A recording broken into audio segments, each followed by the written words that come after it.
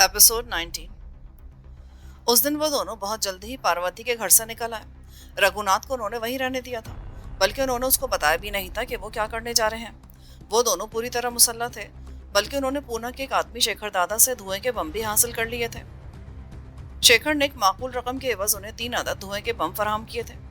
मुहिम पर रवानगी के वक्त दावर ने ये तीनों बम अपनी जेब में रख लिए। फिर ये लोग पैदल ही उपदेश भवन पहुंच गए। मुअज़्ज़िज़ मेहमानों की आमद के सिलसिले में इस इमारत के इर्द गिर्द सख्त हिफाजती इंतजाम किए गए थे।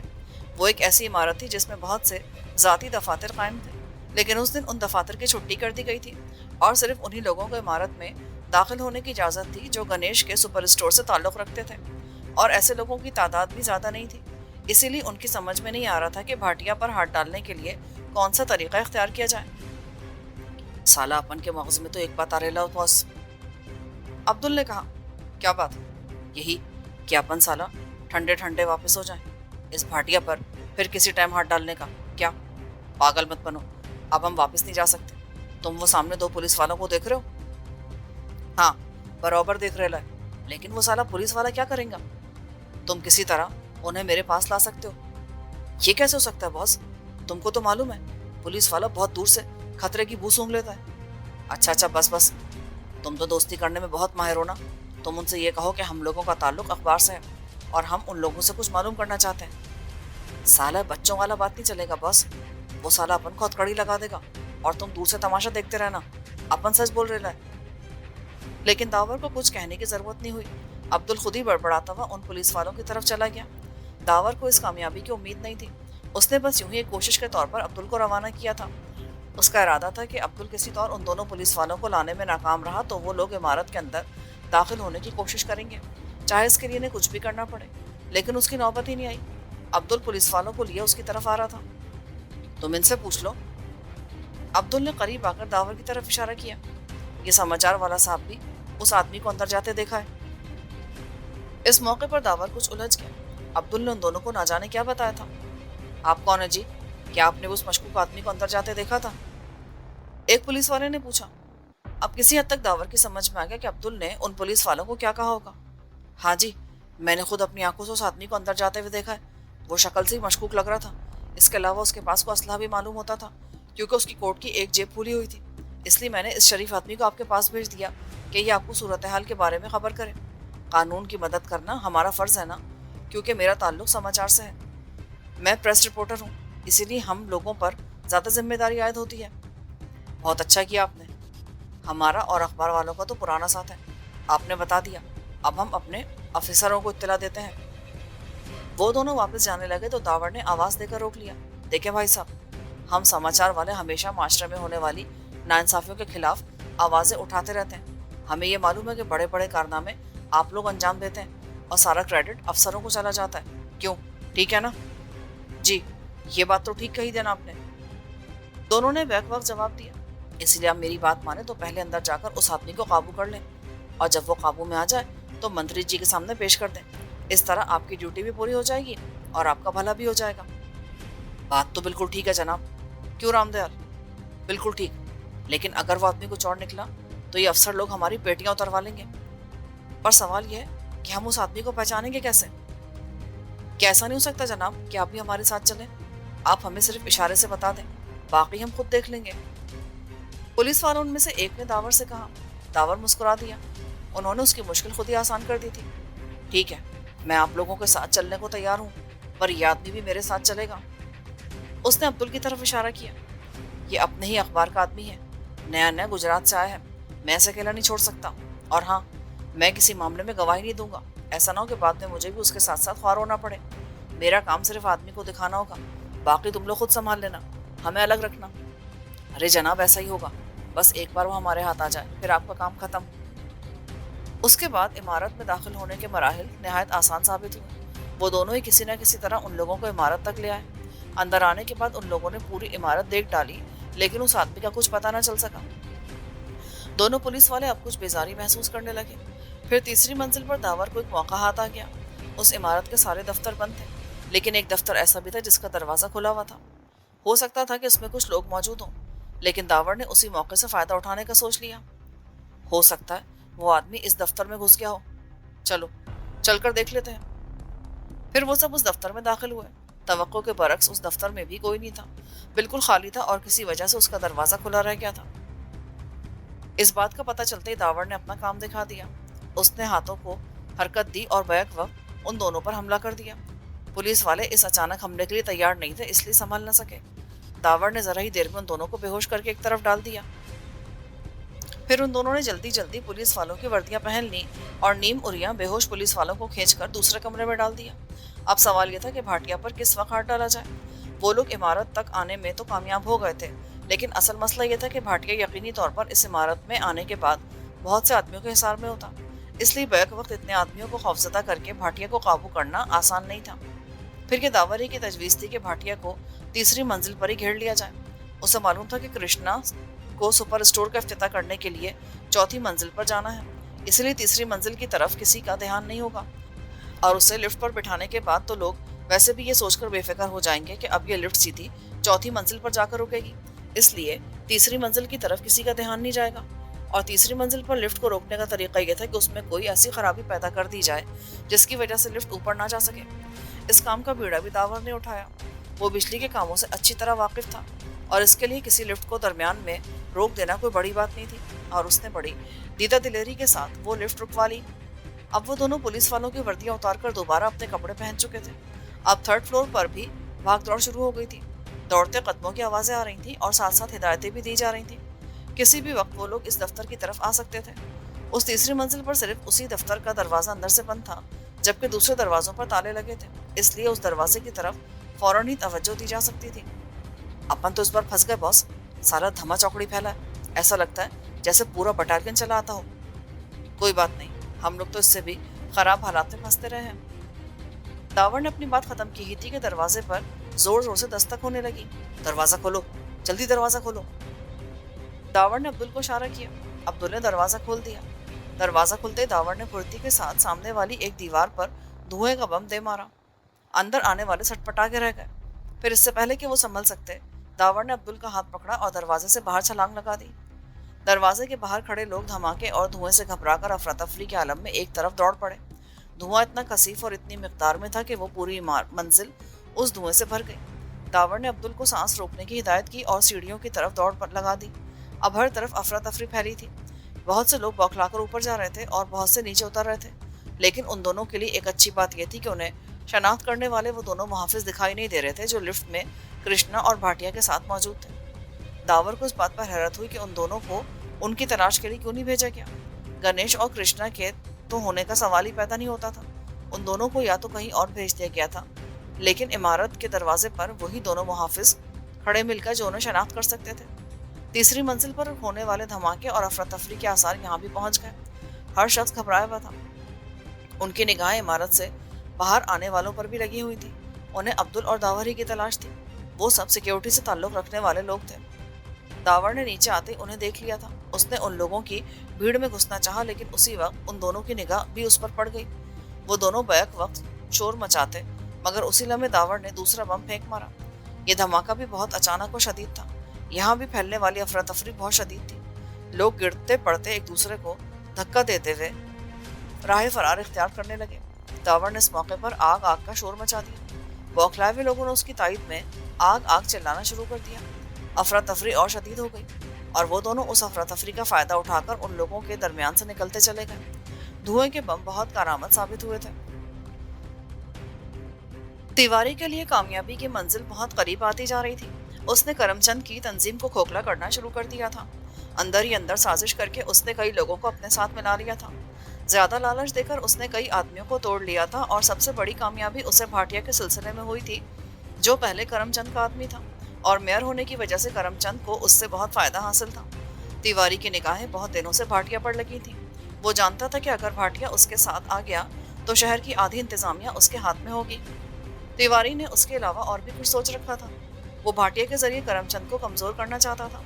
फिर जब ये मरहला सर हो जाता तो भाटिया की बारी आ जाती। तिवारी ने उसके लिए भी सोच रखा था। वो उसे एक मुस्तकिल खतरे की सूरत में अपने सर पर नहीं रखना चाहता था। तिवारी बुनियादी तौर पर एक चालाक आदमी था। उसने अब तक अपनी शख्सियत को बहुत बचा के रखा था। वो जानता था कि बद अच्छा और बदनाम बुरा हुआ करता है, इसीलिए वो बद तो था लेकिन बदनाम नहीं था। کرم چند کے ساتھ بھی اس کے تعلقات ایسے ہی تھے کہ کوئی اس کی طرف انگلی نہیں اٹھا سکتا تھا۔ اس نے معاشرے میں اپنی ساکھ بحال رکھی تھی۔ عام طور پر وہ ایک دیانتدار اور بااصول تاجر کی حیثیت سے جانا جاتا تھا۔ بہت کم لوگوں کو یہ بات معلوم تھی کہ وہ دراصل کس قسم کا آدمی ہے اور کرم چند کی خطرناک تنظیم میں اس کی کیا اہمیت ہے۔ وہ ان دنوں اپنے مکان پر تنہا تھا۔ سب کچھ ہونے کے باوجود اس نے ایک اصول بڑی سختی سے اپنا رکھا تھا، اور وہ اصول یہ تھا کہ وہ اپنی تاریک شخصیت کے سانپوں کو کبھی اپنے مکان میں مدعو نہیں کرتا تھا۔ ناؤ نوش اور جوئے وغیرہ کی محفلیں بھی دور ہوا کرتی۔ اس نے ایسے لوگوں کو اپنے گھر میں کبھی پھٹکنے نہیں دیا تھا۔ اس کے گھر والے کہیں گئے ہوئے تھے اور وہ رات گئے گھر کی طرف لوٹ رہا تھا۔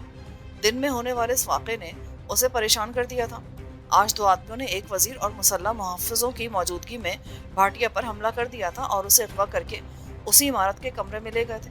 پھر وہ دونوں بڑی ہی ہوشیاری کے ساتھ دھوئیں کے بم پھینکتے ہوئے باہر چلے گئے۔ اس واقعے نے پورے شہر میں کھلبلی مچا دی۔ ہر جگہ ان دو دلیر آدمیوں پر تبصرے کیے جا رہے تھے۔ لوگوں کو ابھی تک یہ معلوم نہیں ہو سکا تھا کہ ان دونوں نے بھاٹیا پر کیوں حملہ کیا تھا یا وہ اسے اپنے ساتھ کیوں لے گئے تھے۔ بھاٹیا کا یہ کہنا تھا کہ ان دونوں نے اس سے کوئی بات نہیں کی، وہ بس اس عمارت کے ایک کمرے میں اسے لے گئے اور وہاں اس پر حملہ کر دیا اور اسے بے ہوش کر کے بھاگ لیے۔ دوسروں کے لیے تو یہ داستان شاید قابل قبول ہو یا نہ ہو، لیکن تیواری کے لیے قابل قبول نہیں تھی۔ اسے یقین تھا کہ بھاٹیا جھوٹ بول رہا ہے۔ ان دونوں کا دماغ نہیں خراب تھا جو اسے یوں اٹھا کر لے گئے۔ کوئی نہ کوئی بات اس سے ضرور پوچھی گئی ہوگی۔ اس حملے کا کوئی نہ کوئی مقصد ضرور ہوگا، لیکن یہ بات اس وقت تک معلوم نہیں ہو سکتی تھی جب تک بھاٹیا سے ملاقات نہ ہو، اور فی الحال ایک دو دنوں تک اس کا کوئی امکان نہیں تھا۔ اس لیے تیواری نے اپنے ذہن کو تھکانا مناسب نہیں سمجھا اور اپنے دوستوں سے مل ملا کر رات گئے گھر لوٹ آیا۔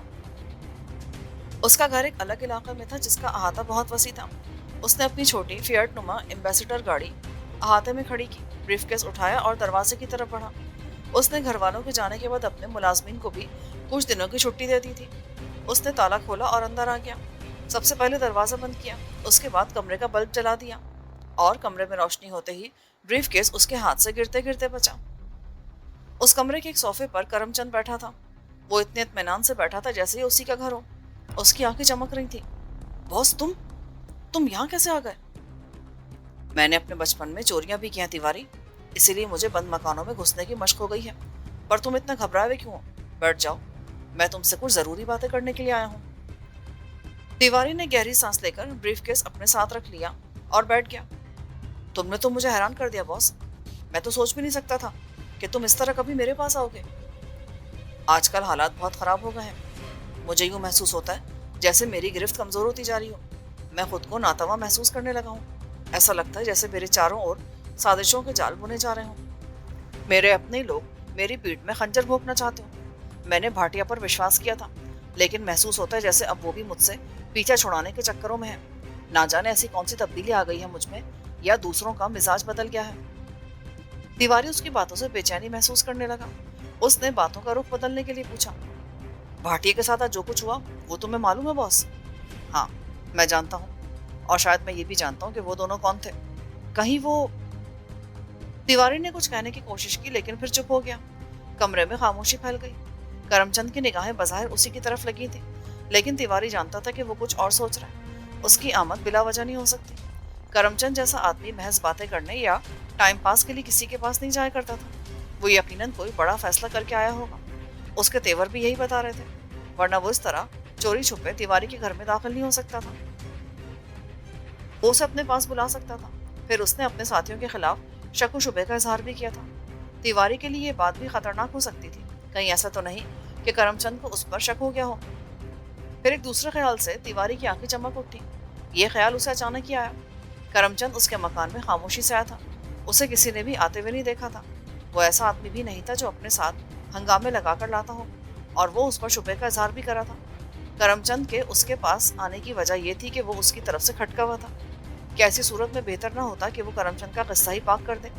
کسی کو کیا معلوم کہ کرم چند کہاں ہے اور اس کا کیا حشر ہوا ہے؟ لاش کو ٹھکانے لگانا بھی کوئی مسئلہ نہیں تھا۔ تیواری ایسے کئی لوگوں کو جانتا تھا جو یہ کام آسانی سے کر سکتے تھے۔ پھر اس نے دیکھا کہ کرم چند کے ہونٹ بھیج گئے۔ اس نے ایک جھٹکے سے اپنی جیب سے پستول نکال لیا اور پستول کا رخ تیواری کی طرف کرتے ہوئے بولا، تیواری، تم نے ابھی تک اپنی زبان سے کچھ نہیں کہا، لیکن تمہارے چہرے کے تاثرات یہ بتا رہے ہیں کہ تم من ہی من میں مجھے ہلاک کرنے کا منصوبہ بنا رہے ہو۔ نہیں باس، ایسی کوئی بات نہیں۔ جھوٹ مت بولو تیواری، مجھ میں خوبی یہ ہے کہ میں آدمیوں کے چہرے बड़ी आसानी से पढ़ लेता हूँ और शायद इसी खूबी ने मुझे अब तक जिंदा रखा है, वरना तुम जैसे लोग मुझे कब का हलाक कर चुके होते। पर याद रखो, मैं इतनी आसानी से मरने वाला नहीं हूँ। तुम्हें गलतफहमी हुई है बॉस, मैं सच कह रहा हूँ, ऐसी कोई बात नहीं। हो सकता है कि तुम सच बोल रहे हो, लेकिन अब बता भी दो कि तंजीम का कौन सा आदमी मेरे खिलाफ साजिशें कर रहा है। तुम्हारे खिलाफ? कि क्या कह रहे हो बॉस? तुम्हारे खिलाफ भला कौन साजिश कर सकता है? मैं बच्चा नहीं हूँ तिवारी, मैं सब जानता हूँ, और तुम्हें उस आदमी का नाम बताना ही होगा। तुम मुझे बहुत अच्छी तरह जानते हो, मैं जो मालूम करना चाहूँ वो हर हाल में मालूम कर लेता हूँ। तिवारी अपने होठों पर जुबान फेरने लगा। वो करमचंद के मिजाज से अच्छी तरह वाकिफ था। वो जानता था कि वो जो कह रहा है उस पर अमल भी कर सकता है। उसने सोचा कि वो फिलहाल किसी और का नाम बताकर अपनी जान छुड़ा ले। फिर एक और ख्याल ने उसे किसी और का नाम बताने से रोक दिया। अगर उसने किसी का गलत नाम बताया तो ये बात छुपी नहीं रहेगी और करमचंद फिर लौट कर आएगा और ज्यादा खतरनाक अंदाज में उस पर हमलावर होगा। इसलिए उस मुसीबत से बचने के लिए उसे कोई हिकमत अमली इख्तियार करनी थी। मुझे ये बात पहले मालूम नहीं थी बॉस, लेकिन आज इत्तेफाकन मालूम हो गई। कौन सी बात? क्या कहना चाहते हो? साफ साफ कहो। तुम्हारा दुश्मन कोई और है बॉस। वो एक ऐसा आदमी है जिस पर तुम कभी शुबा नहीं कर सकते। तुम्हारे तस्वुर में भी नहीं होगा कि वो तुम्हारे खिलाफ कोई साजिश भी कर सकता है। लेकिन शायद तुम्हें मेरी बात पर विश्वास ना हो, इसलिए मैं तुम्हें खत दिखाना चाहता हूँ जो आज मेरे हाथ लगा है। कैसा खत? करमचंद ने बेचैन होकर कहा। ठहरो, अभी दिखाता हूँ। उस खत को पढ़ लेने के बाद कोई सवाल करना। तिवारी ने कहकर अपना ब्रीफकेस खोल लिया। करमचंद इश्तियाक के आलम में थोड़ा आगे झुकाया। उस वक्त उसका ध्यान उस ब्रीफकेस पर लगा था और यही उसकी गलती थी जिस पर उसे पछताने का मौका भी ना मिल सका। तिवारी ने ब्रीफकेस में रखे हुए पिस्तौल को ब्रीफकेस की दीवार से लगाकर गोली चला दी। गोली ब्रीफकेस की दीवार को फाड़ती हुई निकली और करमचंद के सीने में पेवस्त हो गई। उसका हाथ फिजा में लहराया।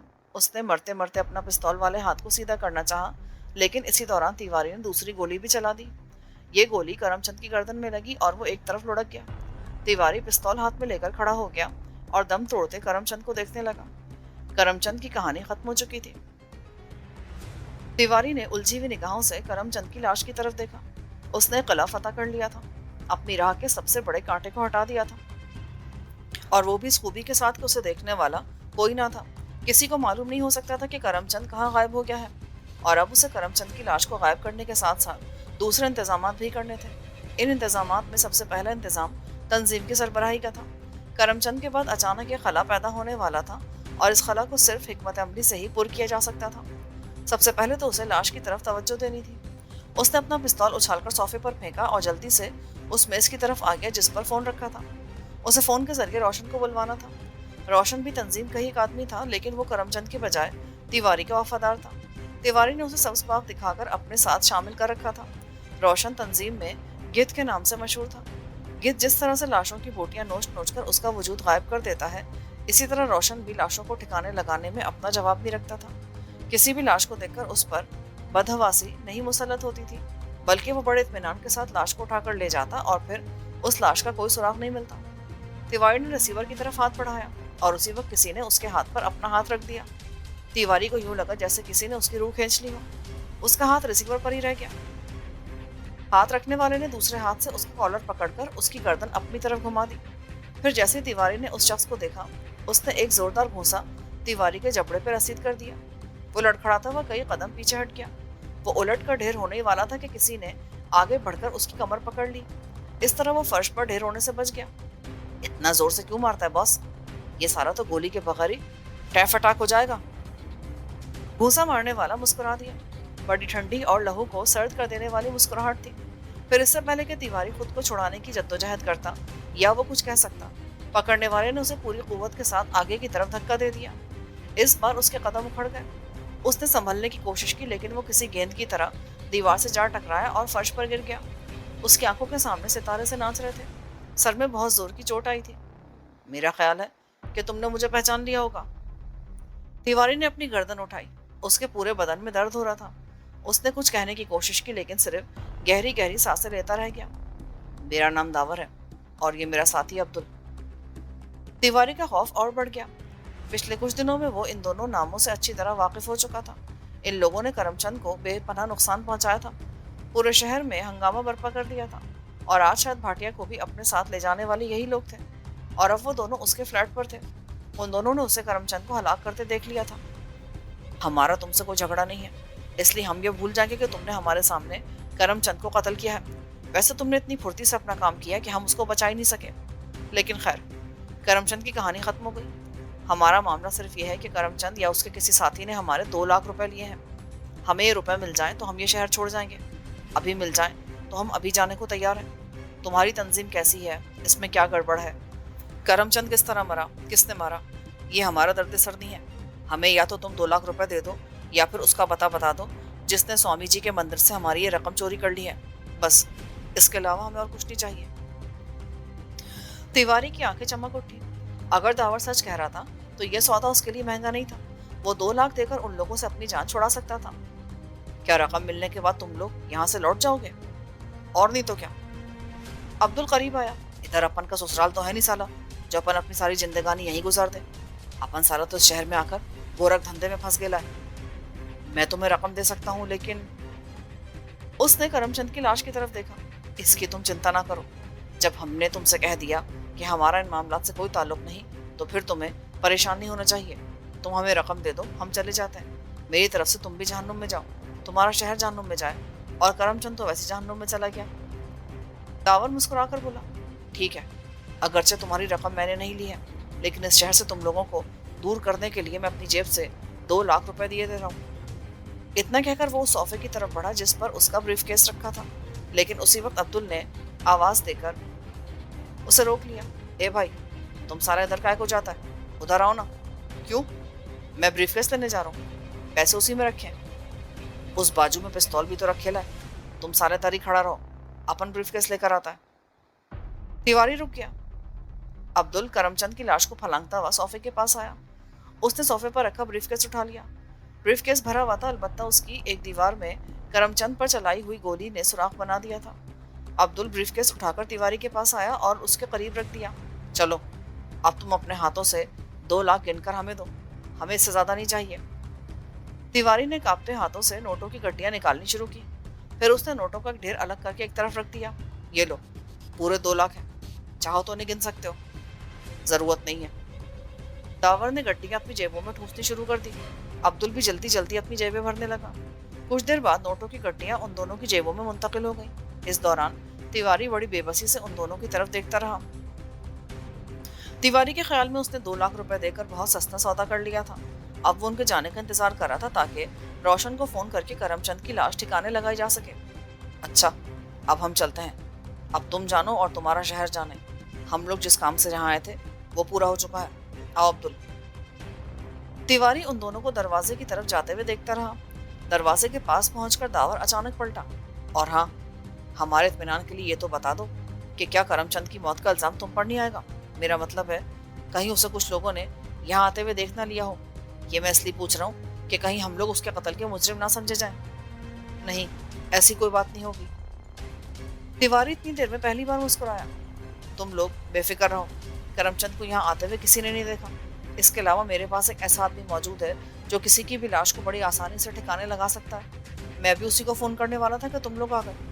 ठीक है, अब उसे फोन करके ये बता दो कि 2 लाशों को ठिकाने लगाने का बंदोबस्त कर ले। क्या क्या कह रहे हो? दूसरी लाश किसकी? एक करमचंद की और दूसरी तुम्हारी, क्योंकि हमें भी यहाँ आते हुए किसी ने नहीं देखा। दावर ने इत्मीनान से कहा। तिवारी अचानक भड़क उठा। उसने पागलों की तरह सोफे की तरफ दौड़ लगा दी जिस पर उसका पिस्तौल रखा था, लेकिन वहां तक पहुंचने की हसरत ही उसके दिल में रह गई। दावर ने जेब से पिस्तौल निकालकर एक गोली उसकी कमर पे मारी। गोली खाकर वो उछला और करमचंद की लाश पर गिर पड़ा। दावर की मारी हुई दूसरी गोली ने उसकी गर्दन में एक सुराख बना दिया। कातिल और मकतूल दोनों ही एक जगह पड़े रह गए, जबकि दावर की आंखें अभी तक दहक रही थी और उन आंखों में नफरत और गुस्से के अलाव रोशन थे। रघुनाथ ने यह कहानी खामोशी से सुनी और अपना सर झुका लिया। उसके मिजाज की यह तब्दीली निहायत हैरत अंगेज थी। वो बिल्कुल पुरसुकून हो गया था। दावर का ख्याल था कि करमचंद की मौत की खबर उसे शायद मुतहरिक कर देगी, लेकिन कुछ भी ना हुआ। दावर ने तिवारी को भी इसीलिए हलाक किया था। अब रघुनाथ के रास्ते में कोई भी नहीं था। वो दोबारा अपनी तंजीम का सरबरा बन सकता था, लेकिन उसकी दिलचस्पी खत्म हो गई थी। उसे परवाह नहीं थी कि उसकी तंजीम का क्या हशर होता है। चंद दिनों में अब वो दूसरा आदमी बन गया था। तो अब तुम क्या करोगे? रहोगे कहाँ? किसके पास जाओगे? दावर ने हैरत से पूछा। अब मुझे किसी के पास जाने की जरूरत नहीं है। मैं अपनी बेटी के साथ रहूंगा, उसकी देखभाल करता रहूंगा। कौन बेटी? पार्वती। उषा की मौत के बाद अब वही मेरी बेटी है। हाँ, मैंने इन्हें अपने पिता समान मान लिया है, अब ये मेरे साथ ही रहेंगे। पार्वती ने भी उसकी हाँ में हाँ मिलाई।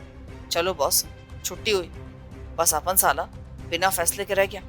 अरे अपन को तो अपना कोई बाप भी नहीं बनाता, आखा जिंदगानी रुल रुल के गुजर गया है। अब्दुल की बात सुनकर सब हंस पड़े। दावर का अब इस शहर में काम खत्म हो गया था। उन्होंने अपनी रकम हासिल कर ली थी और उसके लिए बहुत हंगामा करना पड़ा था। दावर को इतने हंगामों की तवक्को नहीं थी। उसका ख्याल था कि उसकी रकम रखी होगी और वो अकल हासिल कर लेगा, लेकिन यहाँ ना जाने क्या क्या हो गया था। बहरहाल अब रकम उसकी जेब में थी और उसकी मदद से कुछ दिन आराम से गुजारे जा सकते थे। उसने अब्दुल के इनकार के बावजूद उसके हिस्से के 1 लाख रुपए उसके हवाले कर दिए। वो हिसाब किताब के मामले में किसी किस्म की मुरव्वत या तकल्लुफ वगैरह का कायल नहीं था। पार्वती ने उन लोगों को 2-4 दिन रोकने की कोशिश की। वो इस दौरान में उन लोगों से बहुत घुल मिल गई थी। उसकी वजह यह थी कि उन लोगों ने उसके साथ कोई बुरा या गलत सलूक नहीं किया था। वो इस तरह उसके घर पर रहे थे जैसे मेहमान रहते हों। रघुनाथ ने तो उसे अपनी बेटी ही बना लिया था और पार्वती को उस वक्त महसूस हुआ कि जब मजबूरियां एक जैसी हो तो इंसान एक दूसरे के करीब आ जाते हैं।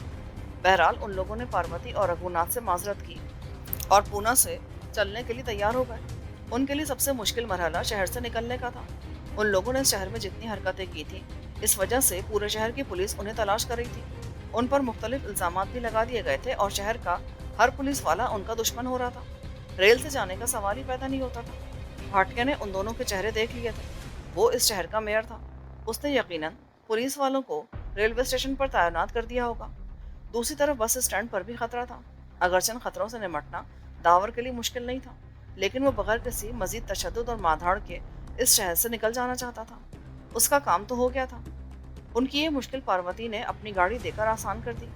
वो भी ऐसे मिजाज की औरत थी कि दावर और अब्दुल उसे पूरी तरह समझ ही नहीं सके। एक तरफ तो उसने अपने शौहर को हलाक कर दिया और दूसरी तरफ वो उल्टी नरम दिल थी कि उसके लिए घंटों रोती।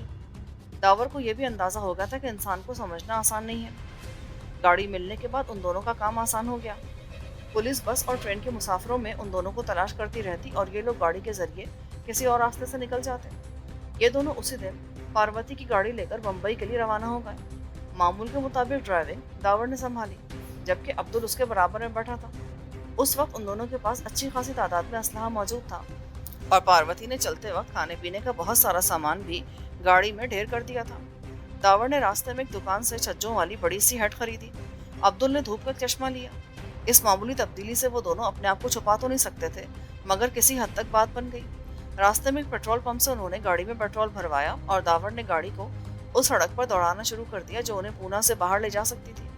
उसने रफ्तार बहुत तेज रखी। अब्दुल उसके बराबर में बैठा हुआ तरंग में गाने गा रहा था। वजह यह थी कि बहुत दिनों के बाद उसकी जेब में लाख रुपए आए थे। अपन की समझ में एक बात नहीं आ रहा, तुमने साला उस तिवारी को क्यों टैफटाक किया? अपन का तो उससे कोई लफड़ा नहीं था। ना जाने क्यों उन आदमियों से मैं बहुत नफरत करता चला आया हूँ जो किसी को धोखा देते हैं। ये तिवारी भी गद्दार था। उसने अपने बॉस करमचंद को धोखा दिया, फिर धोखा देकर उसे गोली मार दी। तुम ठीक कहते हो कि हमारा उससे कोई झगड़ा नहीं था, लेकिन उसका धोखा देना मुझे पसंद नहीं आया। हाँ, अपन दोनों तो जैसे गवर्नर लगा हुआ है ना कहीं का। अब्दुल ने मुंह बनाया। किसी का चौकटा अच्छा नहीं लगा तो उसको गोली मार दिया, किसी का धोखा अच्छा नहीं लगा तो उसको चलता कर दिया। क्यों? दावर मुस्कुराता रहा। अब उनकी गाड़ी शहर के उस हिस्से में पहुंच गई थी जहां आबादी बहुत छिद्री हो गई थी। इक्का दुक्का मकान दिखाई दे रहे थे और उनके दरमियान दूर तक लहलाती हुई फसलें थी, जहां 2-4 किसान रिवायती हलों के जरिए जमीन को हमवार करने की कोशिश कर रहे थे। रकम उनकी जेबों में थी और वो अपने शहर की तरफ वापस जा रहे थे। इन दुश्वारियों के बाद ही सही, मगर ये मुहिम बिलाखिर कामयाब हो गई थी। उस सड़क पर गाड़ियां बहुत कम चल रही थी। इक्का दुक्का बैलगाड़ियां दिखाई दे जाती या फिर कोई लारी अपना तेज हॉर्न बजाते हुए उनके सामने नमूदार होती और एक जोरदार आवाज के साथ उनकी गाड़ी के बराबर से गुजर जाती। उसके बाद फिर सन्नाटा छा जाता। लेकिन ये वीरानी ज्यादा देर तक बहाल नहीं रह सकी। सड़क पर एक ट्रैक्टर इस तरह खड़ा हुआ था कि उसने पूरी सड़क को घेर रखा था और गाड़ी निकाल ले जाने के लिए कोई रास्ता नहीं था। दावर ने ट्रैक्टर के करीब गाड़ी रोक दी। उसमें 2 आदमी बैठे थे, एक ड्राइवर और दूसरा उसका साथी। उन दोनों ने एक निगाह दावर की तरफ देखा और फिर आपस में बातें करने लगे। ये क्या बेहूदगी है, हटाओ ट्रैक्टर, दावर ने आवाज लगाई। दावर की आवाज सुनकर ड्राइवर का साथी ट्रैक्टर से नीचे आ गया। क्या करे साहब, ट्रैक्टर चल ही नहीं रहा, फंस कर रह गया है। तो इस साला ट्रैक्टर को उठाकर एक साइड पर डाल दो, अपन साला बहुत जल्दी में, टाइम नहीं है अपन के पास। अब्दुल ने कहा, मेरा साथी कोशिश में लगा हुआ है, अभी ठीक हो जाएगा, आप लोग इतनी देर सब्र कर लें। दावर स्टीयरिंग पर दोनों हाथ रखकर ट्रैक्टर की तरफ देखने लगा, जिसका ड्राइवर अभी तक ट्रैक्टर के कुल पुर्जों से उलझा हुआ था, जबकि उसका साथी टहलता हुआ एक तरफ चला गया। फिर दावर ने देखा कि ट्रैक्टर ने अपनी जगह से हरकत की और आगे पीछे होने लगा। ड्राइवर ट्रैक्टर को एक तरफ करना चाहता था, लेकिन उसी वक्त वो हो गया जो दावर के काबू ख्याल में भी ना था।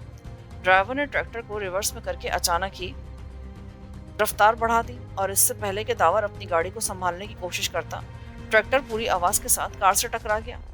दावर ने चीखकर अब्दुल को पुकारा और बेख्तियार अपने दोनों हाथ चेहरे के सामने कर लिए। स्क्रीन के शीशों की किरचियां उसके हाथों से टकराईं और उसके दोनों हाथ जख्मी हो गए। उसे ये नहीं मालूम हो सका कि अब्दुल का क्या हशर हुआ। उसने अब्दुल की चीख सुनी थी। वो छोटी सी नाजुक गाड़ी ट्रैक्टर की टक्कर बर्दाश्त नहीं कर सकी। वो आगे से पिचक कर रह गई। दावर को यूं लगा जैसे उसके सीने पर कोई चट्टान रख दी गई हो। उसने बौखलाकर अपनी सांसें बंद कर ली, दोनों पैरों को सुकेड़कर सीट से निकालने की कोशिश की, लेकिन उसी वक्त एक अजीब सा धुआं उसके नथनों में भरने लगा। उस धुएं में बेपनाह जलन थी। उसे ऐसा लगा जैसे उसके सीने में मिर्चें भर दी गई हों। ये धुआं ट्रैक्टर की टक्कर के नतीजे में पैदा नहीं हुआ था, बल्कि उसका सबब कुछ और था। फिर इससे पहले कि दावर उस धुएं के सबब पर गौर करता या देख सकता कि धुआं कहाँ से निकल रहा है, उसका जहन गुनूदगी में डूबता चला गया।